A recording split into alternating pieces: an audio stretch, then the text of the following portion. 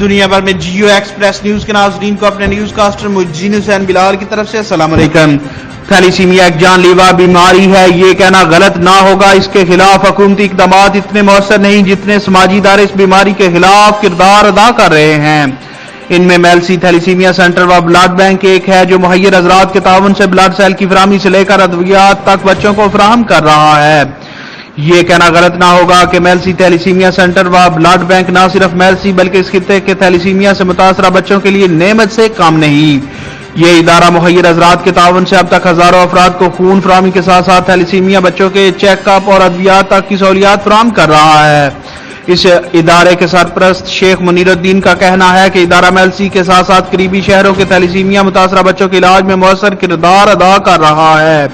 اب یہ ادارہ اس خطے میں اپنی پہچان رکھتا ہے، اس لیے ہماری ذمہ داریوں میں بھی آئے روز اضافہ ہوتا جا رہا ہے۔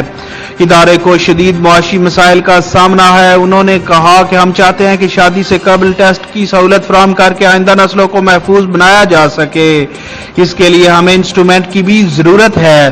انہوں نے مہیر حضرات سے اپیل کی ہے کہ وہ ماہ مقدس میں اپنے عطیات میلسی تھیلیسیمیا سینٹر و بلڈ بینک کو دیں تاکہ یہ خدمت کا سفر جاری رہے۔